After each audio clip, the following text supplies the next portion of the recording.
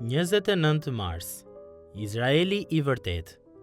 Kur Izraeli ishte fëmijë, unë e desha dhe nga Egjipti thira birin tim. Sa më shumë i thërrisnin profetët, aq më tepër janë larguar prej tyre. U kanë bërë flij me Baalve dhe u kanë djegur temjan figurave të gdhendura. Hosea 11, 1-2. Kur Jezusi lindi, Maria dhe Jozefi e çuan në Egjipt për ta mbrojtur nga përndjekja e mbretit Herod.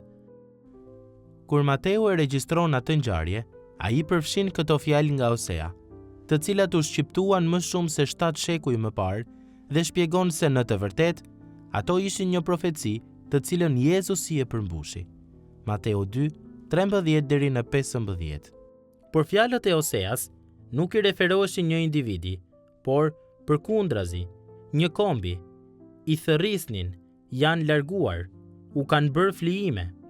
Prandaj, mund të mendojmë se ky është një përdorim mjaft i shkujdesur i shkrimit nga Mateu. Mirë po, në të vërtetë, Mateu e di saktësisht se çfarë po bën. Ai po e identifikon qëllimisht Jezusin me Izraelin.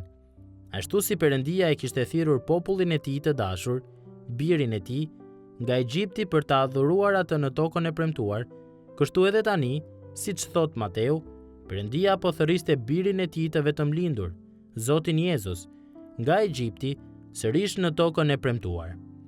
Por Jezusi ishte ndryshe. Ashtu si izraelitët, ai u tundua në shkretëtir, por ndryshe nga ata, ai nuk mëkatoi. Mateu 4, 1-11.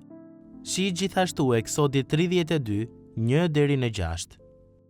Jezusi është Izraeli i vërtet, biri i vërtet. Në fillim të shërbesës së tij, Jezusi zgjodhi 12 dishepuj. Mateu 10, 1-4. Ky ishte një numër domethënës.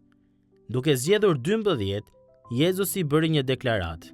Ai, Izraeli i vërtet, po i thërriste njerëzit e vetja për të qenë pjesë e një Izraeli të ri.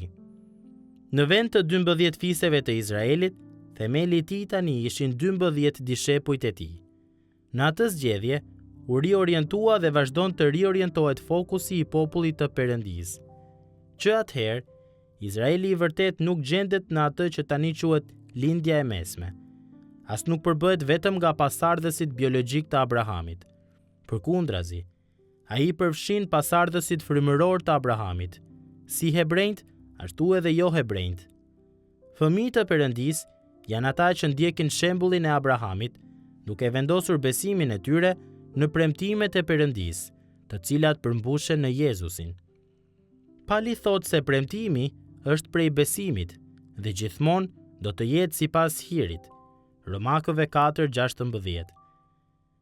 Nuk ka rëndësi nëse je hebre apo jo hebre, i pasur apo i varfër, mashkull apo femër. Nuk ka rëndësi se kush je apo çfarë ke bërë. I njëjti parim vlen gjithmonë. Dhe nëse ju jeni të Krishtit, atëherë jeni pasardhje e Abrahamit, trashëgimtar sipas premtimit. Galatasve 3:29. Ne jemi të gjithë një në Krishtin Jezus. Vargu 28. Ungjilli është i njëjtë për të gjithë, sepse të gjithë jemi një lloj te këmbët e kryqit. Njerëzit fetar dhe të moralshëm kanë nevojë për të njëjtin shpëtim si kushdo tjetër që nuk ka shkuar kurrë në kish dhe që ka jetuar pa marrë parasysh asnjë standard apo credo. Ne kemi vetëm një histori për të treguar, por ajo është historia e vetme që na duhet neve ose kujdo tjetër.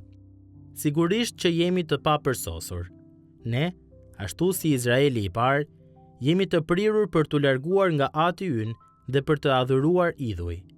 Mirë po Jezusi, i drejti dhe i përsosuri, Izraeli më i mirë dhe i vërtet, vdiq për të mbajtur mëkatet tona, që ne të mund të shkojmë dhe t'i dorëzohemi mëshirës së tij. Ne jemi mbledhur në shoqërinë e tij të madhe, në kuadrin e mbretërisë së vërtetë të Izraelit, jo për shkak të asaj se kush jemi apo çfarë kemi bërë ne, por për shkak të asaj se kush është ai dhe çfarë ka bërë ai. Sot, përmes besimit në Krishtin Jezus, ti je fëmijë i Perëndisë, po aq i dashur sa ishte dhe është ai.